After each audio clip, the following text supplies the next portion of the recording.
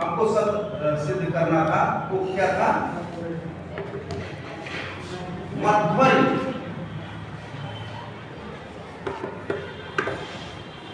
मध्वरी या इस तरह से मध्वरी। दो रूप इसके बनते हैं, जैसे सुब्युपास्या का दो रूप बनता है, उसी तरह से इसका भी दो रूप बनता है। ठीक है, तो ये जो है अगला जो उदाहरण है, हमको ये सिद्ध करना है मध्वरी या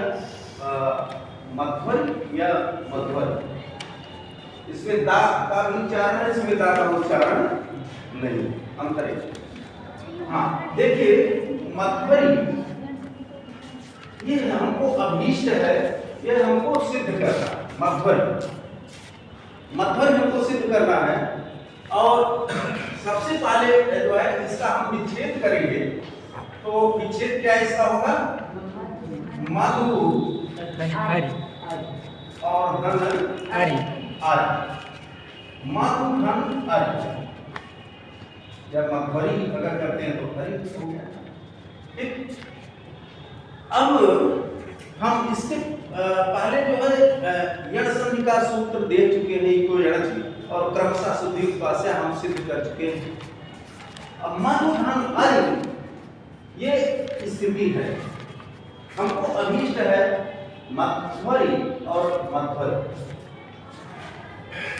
अब देखें कि इसमें जो है इको यणचि सूत्र जो है लगता है कि नहीं लगता है।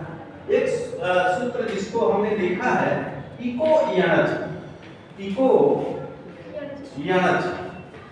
इको यणचि सूत्र ये लगता है जो है, ये कहता क्या है कि इक के स्थान पर यण होवे आगे अच होने पर।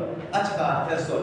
इक एक प्रत्याहार है, जिसमें इक में आप जानते हैं कि ई, ऊ, री और री ये आता है। ई, ऊ, री और री आता है। ये जो है 14 सूत्र प्रत्याहार कैसे बनते हैं? जो सूत्र 14 सूत्रों से, माइनस सूत्रों से बनते हैं। तो इक हुआ, और यण के विषय में भी हम जानते हैं क्या है? या वा रा ला। ये और अच के विषय में भी जानते हैं।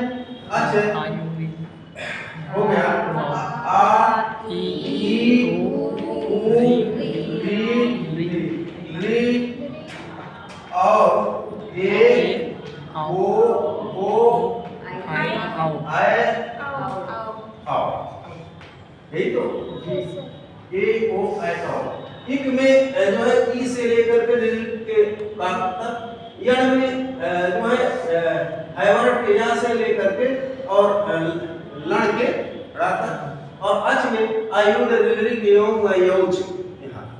ये इससे जो है हम इन प्रत्याहारों को जानते हैं इन माहेश्वर सूत्रों के माध्यम से। तो अब देखिए, ये सूत्र कह रहा है, इको यणचि सूत्र क्या कहता है कि इक के स्थान पर यण हो, यानी ये वर्ण अगर संधि की स्थिति हो तो इसके स्थान पर यण हो। इसकी वृत्ति है कि इक स्थाने यण से आदाचित संहिता या विषय। इक के स्थान पर यण हो, अच का अर्थ बाद में अगर अच हो यानी स्वरमण हो, और जहां संहिता का विषय यानी कि संधि करनी हो, तो यहाँ संधि करनी है। इसमें देखें इक मधु धन अरि में, इसमें इक कहाँ है? तो माँ में आ है, इक में नहीं आ, इक में नहीं आ। और थू, ये धा और ऊ की मात्रा है, धा में ऊ है, यह ऊ जो है इक में आता है। ये देखिए कि ऊ यहाँ पर आप देख सकते हैं, ये इक में आ रहा है। और कहें कि अच परे, अच, यह अच का अर्थ स्वर बाद में होना चाहिए। अच यानी स्वर बाद में होना चाहिए, तो इसमें अच आ यह भी बाद में है। तो इसलिए इको यणचि सूत्र से इसमें यण की स्थिति बन रही है, यण की स्थिति इसमें बन जा रही है। तो अब देखिए यहाँ पर जो है इको यणचि सूत्र से इक वर्ण के स्थान पर यानी ई उ री री के स्थान पर यण वर्ण होगा, यानी या वा रा ला होगा। क्यों? क्योंकि आगे अरि का जो है आ ये स्वर है। ठीक है।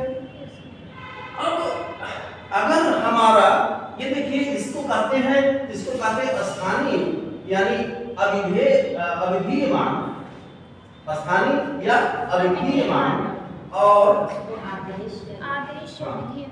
और इसको क्या कहते हैं? आदेश कहते हैं। इसको कहते हैं आदेश या विधीयमान। ठीक, इसको कहते हैं आदेश या विधीयमान। अब जो है कि स्थानीय का मतलब है इसके स्थान पर, आदेश का मतलब है कि आदेश होगा या इस अविधीयमान के स्थान पर या विधीयमान होगा जिसका विधान किया जा रहा है। ये केवल शब्दों का जाल है, बाकी कुछ है नहीं। वही जो आप समझ रहे हैं वो है वही कि इसके स्थान पर यह होना है। अविधीयमान विधीयमान, इसमें बहुत घबराने की जरूरत नहीं। तो देखिए अब एक देखते हैं हम, तो स्थानीय, क्योंकि स्थानीय अपने सवर्णियों का बोध कराता है। हमने पढ़ा था ना कि तुल्यास्य प्रत्यम सवर्णम, मुख में जिनका उच्चारण स्थान और उच्चारण समान हो उसको जो है सवर्ण का। तो ये स्थानीय जो है, ये जो अविधीयमान है जो है, यह अपने सवर्णियों का अधिक बोध कराता है। लेकिन जो आदेश होता है जिसके स्थान पर होता है और जो आदेश होता है वह अपने सवर्ण का फिर बोध नहीं कराता। क्यों? क्योंकि वही तो आदेश हुआ, वो अपने और साथियों को लेकर नहीं आएगा कि सबको लेकर आए। तो इसमें जो है अब इसको ये अपने सवर्णियों का बोध कराएगा। तो देखिए ह्रस्व दीर्घ उदात्त अंकार स्वरित, और इसके बाद फिर इसका दो भाग अनुनासिक अनुनासिक, तो 18 भाग 18 हो जाता है। ये 18 हो गया। और वो भी ये कितना हो गया? ये भी 18 हो गया। वही ह्रस्व दीर्घ एक भेद हुआ स्वर का। इसके बाद उदात्त अनुदात्त स्वरित, पहले हुआ था ह्रस्व दीर्घ और तीनों का फिर 3 हो गए, तो 3 त्रिका 9। और इसके बाद जो फिर अनुनासिक अनुनासिक 9 का दो भेद, 9 दूना 18 भेद हो गए। तो 18 इसका और री वर्णों मिथा सावर्ण वाचक में जो है कात्यायन का वार्तिक सूत्र है। तो उसमें कहा गया कि री वर्ण परस्पर जो है उनको सवर्ण करना चाहिए। तो ये सवर्ण हो गए, इसका 18 और इसका 12, ये बराबर हो गए। बराबर कितने हो गए? ये 30 हो गए। यानी कि 36 और 30 बराबर 60, 36 और 30 बराबर 66। ये 66 हो गए। और ये जो है ये स्थानीय, इनका 66 भेद यहाँ कहने से 66 भेद उपस्थित हो रहा है। और यण कहने से ये जो है या वा रा ला केवल 4 वर्ण उपस्थित हो रहे हैं। तो यानी कि जो स्थानीय है और जो आदेश है ये बराबर नहीं, ये बराबर नहीं, स्पष्ट हो गया।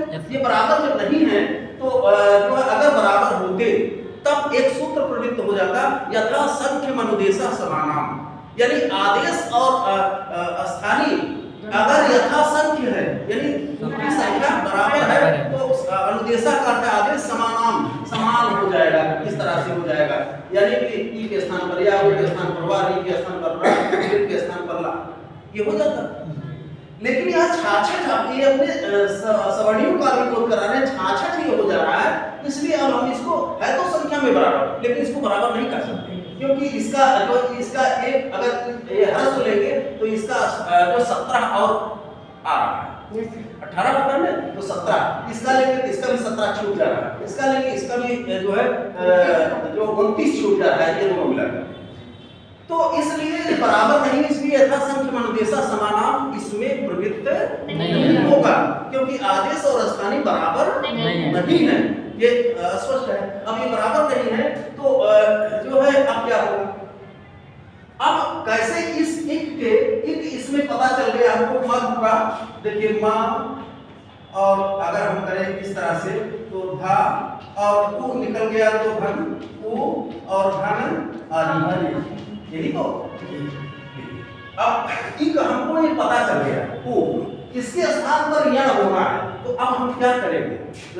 सबसे पहले जो है समानता, अब जिस समानता देखेंगे कि इसके समान यण ये कौन है, यही तो इसके लिए एक सूत्र है आगे, स्थाने अंतरतमा।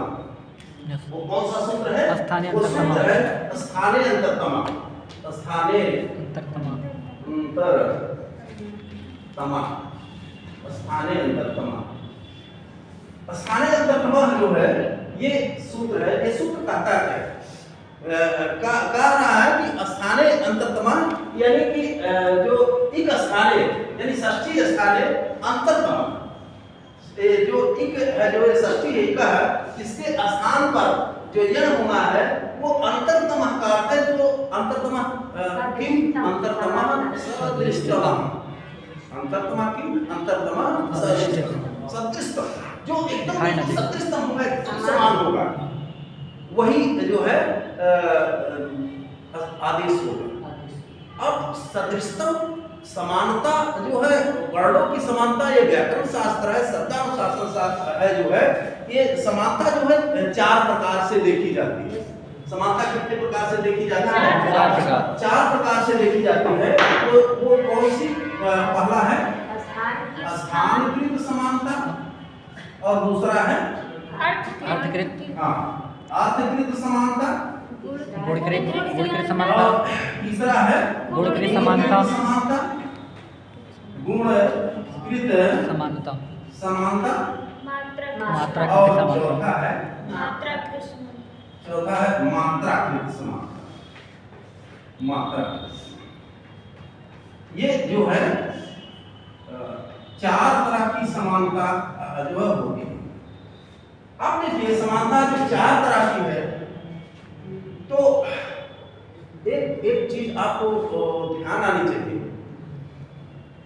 इसमें जो है जैसे आपने सुधी उपास्य, सुधी धन उपास्य जो सिद्ध किया था, तो उसमें जो है हमको कितने एक मिल गए थे? 3 एक मिले थे। सा में उ एक, धा में ई एक, और उपास्य का उ 3 एक मिले थे। तो वहां हमको समस्या हो गई थी कि किसके स्थान पर करें, किसके स्थान पर यह आदेश है।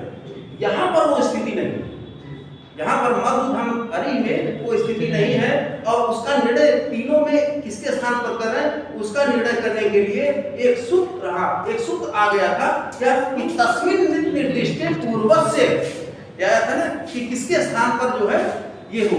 तो वो सूत्र था कि तस्मिन् निर्दिष्टे पूर्वक से, यानी कि जो है षष्ठी सप्तमी निर्देशे ये विधियम कार्य जो है वर्णांतरित अव्यवहितस्य पूर्वस्य बोध्यम, ये उसकी वृत्ति थी। तो लेकिन यहाँ पर एक ही है, तो हमको उस अब विवाद है ही नहीं, एक ही के स्थान पर है, तो विवाद का निस्तारण करने के लिए तस्मिन् निर्दिष्टे पूर्व से ये सूत्र आया हुआ था। इसका मतलब यहाँ पर वो सूत्र नहीं आया, नहीं लगेगा। ये हम ध्यान दिला देंगे, हो सकता है कि आपका ध्यान न जाता, तो यहाँ पर वो सूत्र नहीं लगेगा, उससे आप फुर्सत। अब इसी के स्थान पर होना है अब स्थानकृत समानता, यानी उच्चारण स्थान, उच्चारण स्थान, और अर्थकृत समानता यानी अर्थ का, जैसे भवतास आदि जो अर्थ का साम्य हो गया। और इसके बाद गुणकृत, गुण का यत्न को, उच्चारण यत्न, स्थान और यत्न, यत्नो विधा अभ्यंतरो बाह्यस्य आपने पढ़ा। तो जो है यत्न की समानता देखी जाए तो या तो उच्चारण की, या तो अर्थ की, या तो यत्न की, और मात्राकृत समानता। मात्राकृत, मात्रा का अर्थ है कि जो उसमें मात्राएं लगी, मात्रा का अर्थ उच्चारण काल, उच्चारण करने में लगने वाले समय को मात्रा, किसी वर्ण के उच्चारण में लगने वाले समय को मात्रा, किसी को काल कहते हैं, काल भी कहते हैं। तो ये चार तरह से समानता देखी जाती है। लेकिन कह रहे हैं कि जहां पर, इसमें एक नियम है कि जहां पर अनेक समानताएं उपस्थित हो जाए, किस तरह की, इस तरह की, इस तरह की, इस तरह की, उसमें सबसे बलीय कौन होता है? स्थानकृत समानता, स्थानकृत समानता। तो सबसे बलीय, सबसे बलवान जो समानता है वो स्थानकृत है। तो हम इसमें स्थानकृत समानता देख लेते हैं। तो मधु में जो है उकार जो है, इसका उच्चारण स्थान देख लेते हैं, उकार उच्चारण स्थान देख लेते हैं। तो उ का उच्चारण स्थान क्या है? उपपद्मान्यानाम ओष्ठौ। हाँ, उपपद्मानीयानाम ओष्ठौ। ओष्ठौ। आप जान रहे हैं, इसकी समानता हम देख लेते हैं। ये है जो है उ का उच्चारण स्थान। एक हमने संज्ञा प्रकरण में पढ़ा कि उपपद्मानीयानाम ओष्ठा। नियनाम एक मिनट नाम ओष्ठौ। उपपद्मानीयानाम ओष्ठौ, ये हमने पढ़ा था जो है कि वर्ण उच्चारण के स्थान। उ का अर्थ वर्ण, उ का अर्थ पवर्ग और उपपद्मानी जो है पा और पा के पहले आधा विसर्ग। ठीक, ये कहाँ से उच्चारित होते हैं? ये ओठ से। ठीक हो, इनको ओष्ठ वर्ण भी कहते हैं। ओठ से उच्चारित होते हैं। तो इसका हम जो है उच्चारण स्थान हम जान गए क्या? इसका उच्चारण स्थान है ओठ। उ का उच्चारण स्थान क्या हो गया? ओठ हो गया। अब इसके स्थान पर अब देखिए, ये इक था, इक में उ था, उसमें मधु में उकार मिला हमको। इसके स्थान पर यण होना है और इसमें से जो है यण के जो चार वर्ण है या वाला, इसमें ओष्ठ वर्ण कौन सा है? तो ये जो है ओष्ठ वर्ण कौन सा है? तो ओष्ठ के लिए इसमें देखिए, एक पढ़ा होगा आपने क्या? वकारस्य दंतोष्ठम। अब देखिए, वकारस्य दंतोष्ठम, वकारस्य दंतोष्ठम, वकारस्य दंतोष्ठम, ये आपने पढ़ा। इसको जो है आपने पढ़ा कि वकार का मतलब क्या है? वाह। जैसे वकार, चकार, लकार जो करेंगे तो चकार यानी चार वर्ण, लकार ला वर्ण, इस तरह से कार जो हो गया। तो जो है तो वकार का उच्चारण स्थान क्या है? दांत और ओष्ठ। आप करके भी दे सकते हैं, वाह। दांत में ओठ थोड़ा सा अस्तर, वाह करेंगे तो वर्तुलकार होता है और इसके बाद यहाँ नाम थोड़ा वाह थोड़ा सा। तो वाह का उच्चारण स्थान जो है दांत और ओष्ठ है। यहाँ हमको वाह मिल रहा है। अब देखिए, इसका जो है उकार का उच्चारण स्थान ओठ है और वकार का उच्चारण स्थान दांत और ओठ दो है। और इसमें से जो है कोई भी जो है ऐसा नहीं है कि जो ओठ से हो। तो इसमें एक ज्यादा तो है वाह, लेकिन ओठ मिल रहा है। तो जो समानता मिल रही है, जो हमको समानता मिल रही है, वो जो है समानता, वो समानता जो है हमको ये मिल रही है वाह से। यण में वाह से, यण में जो है वाह से मिल रही है। तो ये जो है हम इसके स्थान पर क्या लाएंगे? इसके उ के स्थान पर क्या लाएंगे? मां, और फिर इसके बाद धा, धा, और इसके बाद दंतोष्ठ वर्ण, उसमें यण में क्या रहा है? वाह। ये तो हो गया। एक वर्ण था, इसके स्थान पर क्या वाह हो गया। और इसके बाद फिर आरी, ये हो गया। ये जब हो गया, ये हो गया जो है किस सूत्र के बल से? स्थानीय अंतर तमाम। जो उच्चारण स्थान में जो अंतरतम है, सदृशतम है, उसके बल से हो गया। तो मोहम्मद व और अरी भी, अगर हम जो है इसको जो है देखिए, जब इस स्थिति में आ गया, वैसे ही जो है, क्योंकि ये जो है मधु नामक एक राक्षस था, मधु नामक एक राक्षस था और अरि का अर्थ होता सब। मधु नामक राक्षस के सब अर्थात है भगवान विष्णु। हाँ, अध्वरी विष्णु। तो ये जो है, ये मध्वरी ये जो है ये संयोगांत है। क्यों? क्योंकि हमने पढ़ा था हलो अनंतरा संयोगा, संज्ञा प्रकरण में पढ़ा था।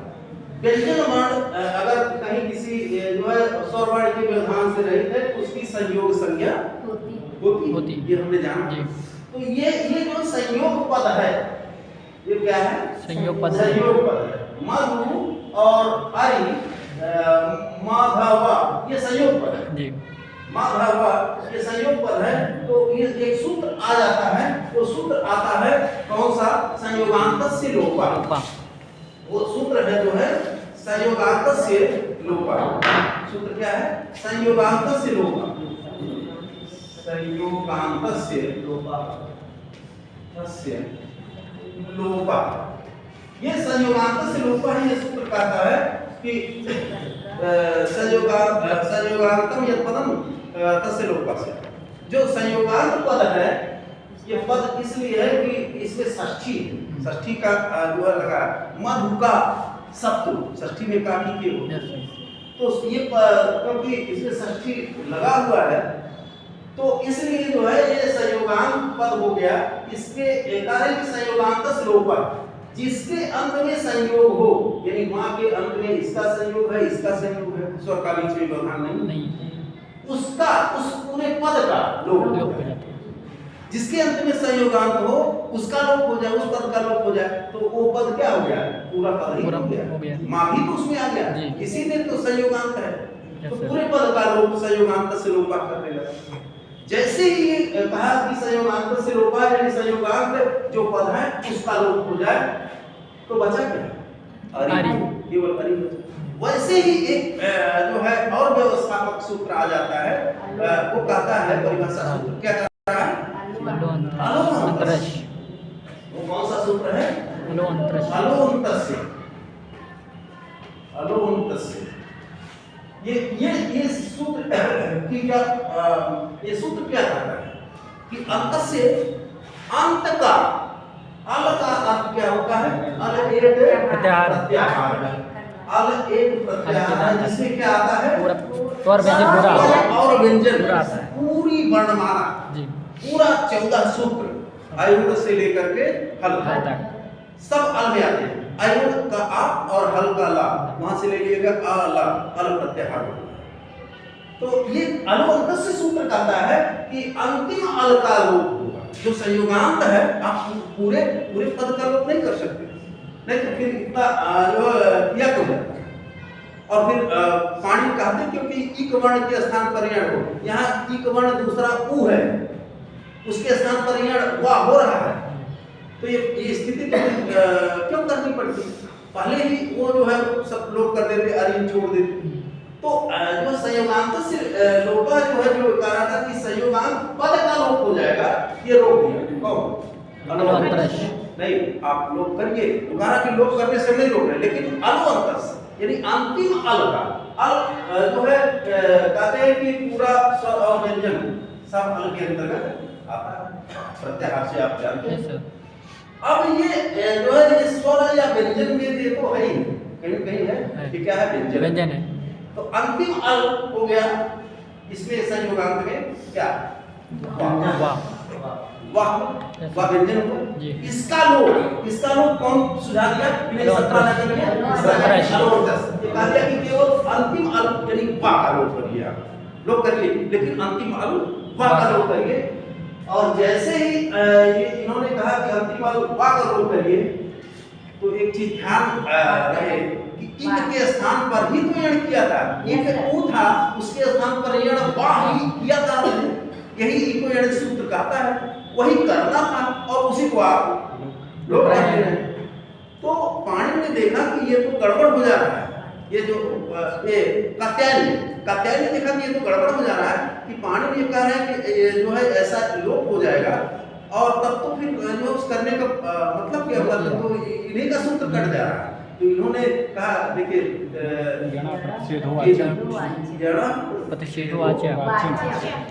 जो अगर अंतिम अल यण है तो उसका प्रतिषेध वाच्य कार्य कहना चाहिए, उसका निषेध करना चाहिए, यानी कि उसका जो लोप आप कर रहे हैं उसका निषेध हो जाए, यानी रोक दिया जाए। तो अब जो है कात्यायन के वाचिक सूत्र से हो गया कि यण प्रतिषेधो वाच्य है। ये कहा कि यण वर्ण अगर है जिसका लोप किया जा रहा है, उसका निषेध करना चाहिए, तो इसका निषेध हो गया। इस लोप का जो वा था, इसका जो लोप प्राप्त था अलोअंतस से, उसका निषेध हो गया इस वाचिक सूत्र से। किस? यण प्रतिषेधो वाच्य है, लोप हो गया। जो है जैसे ही लोप हुआ वैसे ही ये पूरा बचा रहा, वह नहीं, ये पूरा बच गया, ये पूरा बच गया। Yes, sir. Yes. जब पूरा बच गया अपन, तो एक ग्रुप क्या बन गया, एक ग्रुप आप इसको अगर चाहें तो बना सकते हैं माँ और आप, ये आधा यही को और इसके बाद आधा आधा वाह है, आधा वाह है जिसका मतलब हलंत लगेगा, लेकिन आगे आप तो हलंत पर फिर हट गया और इसके बाद मातरी। एक रूप तो ये सिद्ध हो गया, एक रूप सिद्ध हो गया हुआ। जी। लेकिन एक दूसरा जो है अनचिचा एक हस्तक्षेप और करता है, क्या कहता है, कहता है अनचिचा सूत्र एक है, वो हस्तक्षेप करता है, वो कहता है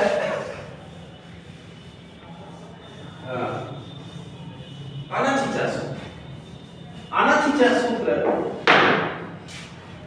अनची,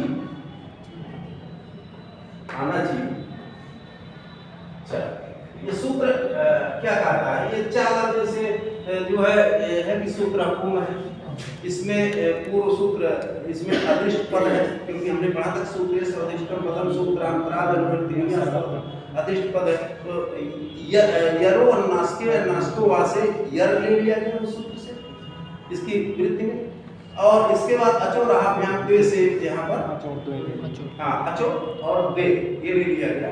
तो कहा गया जो है इसकी वृत्ति में कहा गया है कि अचो परस्य यरो द्वेवास्तो नातो, इसकी वृत्ति में आप देखेंगे पुस्तक में तो कहा गया कि अचा परस्य यरो द्वे नत्वाची, द्वे वास्ता है नत्वाची, ये यानी इस अचा परस्य अच के बाद यर वर्ण का क्या हो जाए, दो बार हो जाता है, विकल्प से दो हो जाए, वाह विकल्प से, एक तो यहाँ दो नहीं किए, एक दूसरा रास्ता बता रहे विकल्प से, ये तो हो ही गया था, अब वैकल्पिक होता है विकल्प से उस यर वर्ण का दो हो जाए।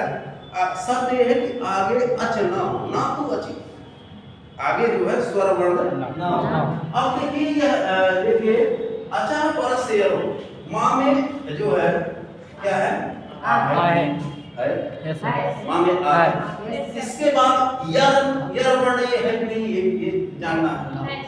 यर में क्या आता है, यर में या से है और या से लेकर के सर के रा अयवर लणय मंगलम जय घटदस जब घटदस तब शकट चटतो कपड़ ठठरा रा आगे यस यहां तक आगे। तो ये जो है घटदस इसमें आ ये यर हो गया कि नहीं हो गया। अच्छा हम परस से अच के बाद यर, ये यर वर्ण है, द्विवास्त विकल्प से दो हो जाए, यानी धा का दो करने वाला है, लेकिन शब्द कह रहा है कि ना तू अच्छी आगे अच्छा ना हो, तो इसके बाद देखिए आगे अच्छा है क्या, नहीं ये व्यंजन है और नहीं, तो ये स्थिति हो गई। तो यहाँ हो गया माँ और इसके बाद फिर धा का दो हो गया, धा और धन, धा और इसके बाद धन वाह और इसके बाद क्या हरि धन हरि, ये हो गई। अब फिर वही सूत्र रिपीट हो जाएगी, संयोगांत से लोपा, वही ये क्योंकि संयोगांत है, संयोगांत से लोपा रिपीट हो गया।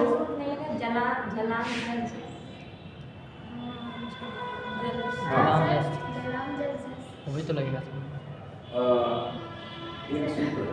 इसके पहले बस इसके बाद यही तो लगता है झल का जस हो जाए, जस का जस अगर आगे जस अब ये जो है जैसे ये धा हो गया, नहीं इसके बाद जी सर ये सही है, वो सही, ये जो है जैसे धा हो गया, संयोगांत इसके बाद लगेगा, झलाम जैसे इसके बाद, ठीक।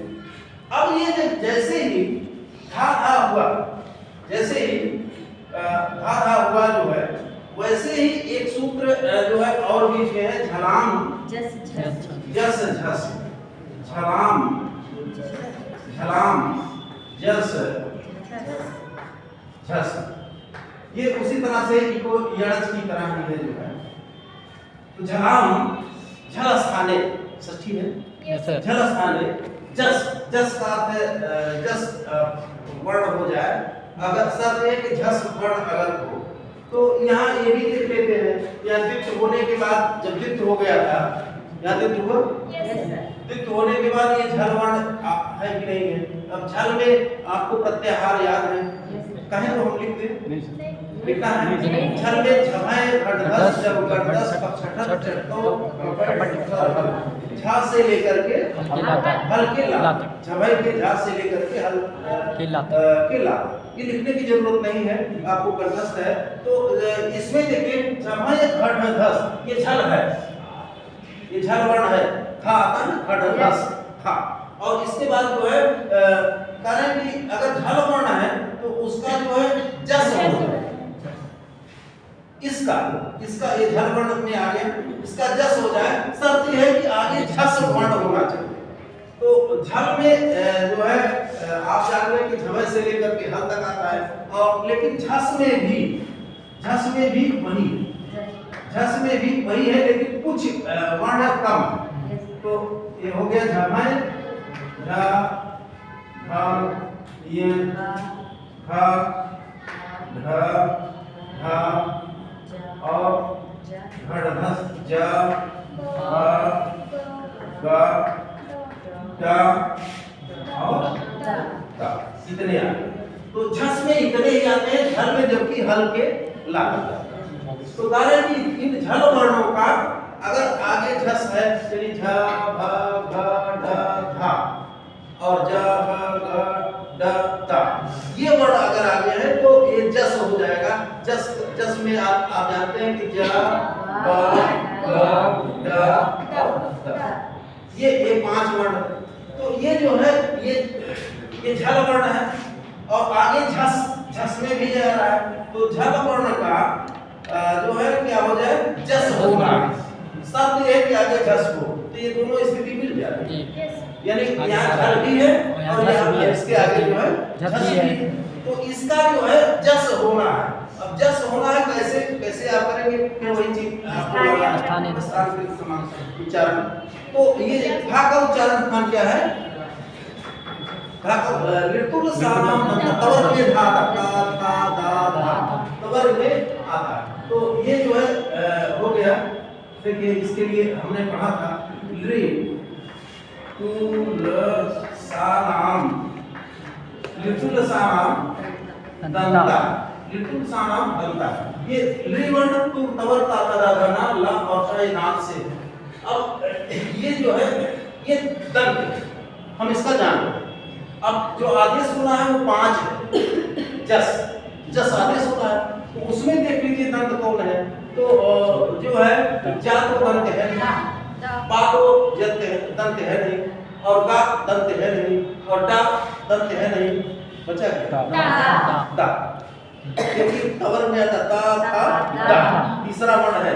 तो ये जो है दंत वर्ण, इसके स्थान पर हो गया मा, और उसके बाद धन दा, और उसके बाद धन धा, और उसके बाद धन वा, इसके बाद धन अरि। अब क्या करेंगे, वही संयोगांत फिर आ गया। जो संयोगांत से लोप है, जैसे वो संयोगांत पद का लोप करने के लिए पूरे पद की लोप प्राप्त हुई, वैसे ही जो है फिर अगला सूत्र कहता है कि नहीं अंतिम का लोप होगा। तो अंतिम वा है, जब इसका लोप प्राप्त हो गया, वैसे ही जो है फिर वो वार्तिक सूत्र आता है यण प्रतिषेधवाच्य। यण वर्ण का अगर लोप यण वर्ण हो रहा है तो उसका निषेध करना चाहिए। तो यण में आता है या व र ल, इसलिए जो है इसका निषेध हो गया। अब जो है ये जब ये स्थिति हुई तो अच हीनम परेण संयुज्यम, अच से हीन बाद वाले से जोड़ देना चाहिए, क्योंकि ये अच से हीन है जो है, अच इसमें नहीं है, इसलिए इसको बाद वाले से जोड़ देंगे। तो क्या बनेगा, देखिए यहाँ बन जाएगा मां आधा दा, और इसके बाद फिर आधा था भी इसी में है, और इसके बाद वा, और इसके बाद मत्परी और ये मत्परी और मत्परी, दो रूप जो है ये हमको अब इसमें किसी को कोई कठिनाई कहीं हो जो है तो अभी पूछ सकता है, नहीं तो आगे फिर हम बढ़ते हैं। समय कितना है? 8 मिनट। हाँ। अगला हम जो हम देखते हैं जो है मध्वरी, ये हो गया। अब इसके बाद अगला देखिए, ये जो है सबसे पहले हमने ई का इक में जो है ई का उदाहरण देखा था सुधी उपास्य। और इसके बाद जो है सुधी उपास्य ई का देखा था, ई का अयण किया था। फिर इसके बाद ई के दूसरा वर्ण क्या था? उ था। तो मध्य उ का हमने उदाहरण देख लिया और इसके बाद ई उ री, अब री का उदाहरण देख लिया। री का उदाहरण देखेंगे, री का उदाहरण देखेंगे तो जो उदाहरण आपके इसमें पाठ्यक्रम में दिया गया है वो कौन सा है? इत्राज्ञा। कौन सा है? इत्राज्ञा। भाग क्या है? भाग ट्रांसर। ये जो है भाग ट्रांसर, ये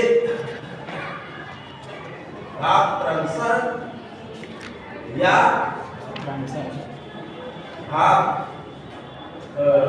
भाग ट्रांसर, ये दो स्थिति है, यही उदाहरण दिए। अब इसमें भी जो है इसका विच्छेद क्या होगा? धातु प्लस अंश। अंश। विच्छेद तो आप Yes, जान sir. रहे हैं, ये तो मैं मान के चल रहा हूँ आप जानेंगे। तो धात्री अंशा। धात्री धन अंशा। अंशा, धात्री धन अंशा आपने दिया तो इसको अगर हम क्यों लिखें? धा का में अलग कर दे, री अलग कर दे, हो जाएगा? Yes sir. री निकल गया ना? जी। यस। और इसके बाद हम अंशा। अंशा, कोई दिक्कत ये इसमें कोई गलती तो हुई नहीं? नहीं। री क्यों अलग कर दिया? इस तरह से भी लिखा जा सकता है, इस तरह से भी लिखा जा सकता है, दोनों तरह से लिखा जा सकता है। अब देखिए इसमें जो है इक्विवेलेंस सूत्र लगता है कि नहीं लगता? इक्विवेलेंस वो कहता है एक स्थान है यण से आदर्शित संख्या या विषय, एक के स्थान पर यण हो अच पर होने पर यहाँ संधि करना हो, यहाँ संधि को करना है। अब इसमें देखिए एक वर्ण क्या है? एक में देखिए था में आ, एक नहीं, ता में री, ये क्या है? एक वर्ण है। ई उ री, ये तीसरा वर्ण आ गया। ई उ का हमने सिद्ध कर दिया। जी। अब री तीसरा वर्ण है तो इसके स्थान पर क्या होगा? यण होगा या यण होगा। तो और आगे जो है स्वर, तो यहाँ री के स्थान पर जो है यण होगा, एक वर्ण री है, इसके स्थान पर यण वर्ण होगा। री का उच्चारण स्थान देख लीजिए। हाँ, तो हमने क्योंकि जो है सदृशतम जो होगा वही होगा जो जिनका उच्चारण स्थान समान होगा। तो री का उच्चारण स्थान हम जो है री का उच्चारण स्थान हम देखते हैं तो उसमें हमने पढ़ा था कि ऋतु श्रवण, री टू राम, ऋतु राम इसको कुछ लोग उच्चारण मूर्धा, ऋतु श्रवण मूर्धा। री का अर्थ है री और टू का अर्थ है टावर। टावर में टाटा और रा और मूर्धन्य सकार इसको भी कहते हैं।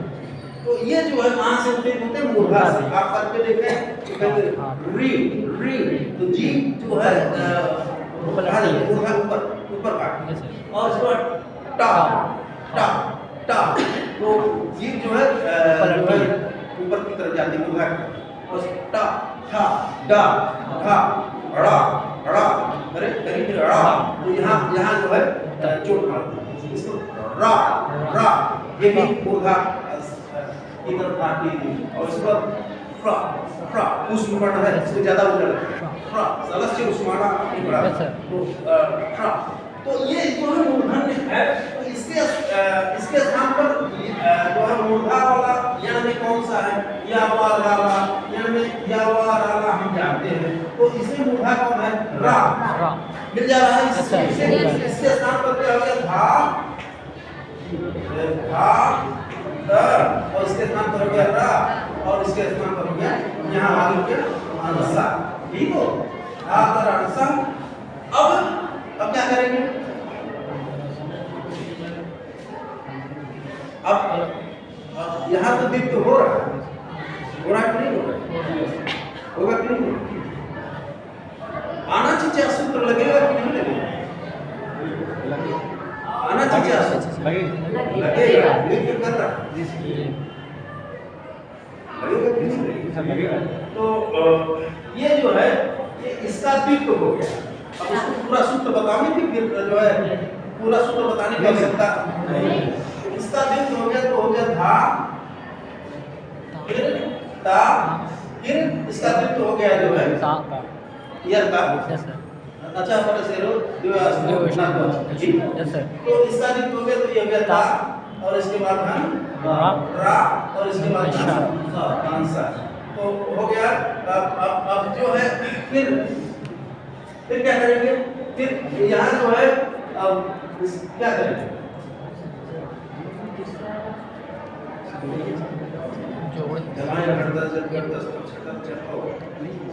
अरहता ता तार यस सर तो झलाम जस अच्छा जस अच्छा ये होगा कि नहीं होगा? होगा ता होगा ये होगा। यस सर होगा झल में आता है कि झलाए घट दस जब घट दस कप छठत चढ़ता खप चपट तो ये जो है झल वर्ण है हो गया। और आगे झस झस में नहीं आ रहा, एक पे आ रहा है एक पे नहीं आ रहा, इसलिए उसकी क्या हो गई? छुट्टी हो गई, वो काम नहीं करेगा काम नहीं करेगा। तो अब जब वो काम नहीं करेगा तो संयोगांत से लोप आएगा, लोप करने का संयोगांत तो धा ता ता रा इसका लोप प्राप्त हो गया। लेकिन जो है जैसे लोग वो कहा वैसे ही अगला अनुअंतरस्य का देखिए अंतिमल का आप लोग कहते हैं, यानी अंतिमल ये जो रा है और अंसा यहाँ अंसा ये जो रा है, रा जो है हमने पहले ही ये रा है, रा इसका लोप होता है अनुअंतरस्य और जैसे इसका लोप प्राप्त हुआ तो यही तो आदेश हुआ था के स्थान पर यही आदेश हुआ था। जो आदेश जो कार्य हुआ उसी को आप समाप्त कर रहे हैं। तो फिर वाक्यांश का भौतिक सूत्र यण प्रतिषेधो वाच्य यण वर्ण अगर लोप हो रहा है उसका निषेध करना चाहिए तो यण में या वर्ण तीसरा आता है इसमें इसका निषेध हो गया और जो है निषेध हो गया तो फिर क्या हो गया? अधीनम परेण संयोज्यम अथवा अगर ये नहीं आ रहा है तो संधिकारी होकर के क्या हो गया? ये हो गया हाँ ता और उसके बाद दो ता है ना ता और एक अगर दीप्त नहीं हुआ दीप्त अगर नहीं हुआ तो एक विकल्प क्या हो जाएगा? हाँ ता अंसा तो ये बन गया पहला वाला अंसा तो ये हो गया जो है इसमें दो ता ता और इसमें एक ता ये दीप्त नहीं हुआ तो ये एक ता घट गया ये जो था ये अंसा तो ये बन जाएगा हाँ और इसके बाद अंसा एक ता घट गया दीप्त नहीं हुआ तो वो हो गया और दीप्त हो गया तो धात्रंसा नहीं तो धात्रंसा दो धात्रंसा और इसके बाद धात्रश ये दोनों हम सिद्ध कर लेंगे। ठीक है।